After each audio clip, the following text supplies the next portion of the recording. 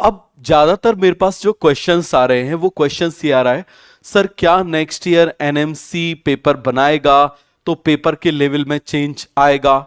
Definitely आएगा। समझ में आ गया?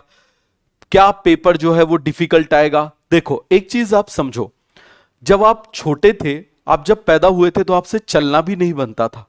वो कितना बड़ा टास्क था, लेकिन आज आप चलते हो ना, दौड़ते हो। आप मुझे बताओ सर, आपको साइकिल चलाना एक टाइम पे लगता था कितना डिफिकल्ट है, बाइक चलाना लगता था कितना डिफिकल्ट है, लेकिन सारी चीजें आप सीख गए ना।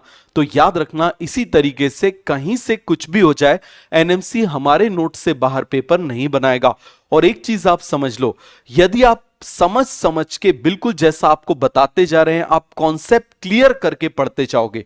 समझ में आ गया? क्या करके पढ़ते जाओगे? कॉन्सेप्ट क्लियर करके पढ़ते जाओगे, तो चाहे एनएमसी बनाए, चाहे एमसीआई बनाए, चाहे गवर्नमेंट ऑफ इंडिया बनाए, समझ में आ गया, चाहे कोई भी बनाए, चाहे नाटो बनाए, चाहे नेटो बनाए, चाहे कोई भी बना दे, चाहे G20 के देश बना दें, कोई भी बना दें, आपका सिलेक्शन कोई रोक नहीं सकता, याद रखना।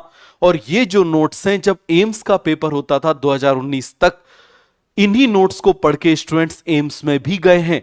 समझ में आ गया? इनको पढ़ के स्टूडेंट्स किस में गए हैं? एम्स में गए हैं। तो आप इस बात को समझो, आपको notes notes notes multiple times करने हैं। पहली बात याद रखना, एनसीईआरटी से बाहर पेपर कभी नहीं जाएगा, कभी भी नहीं जाएगा। क्लियर है?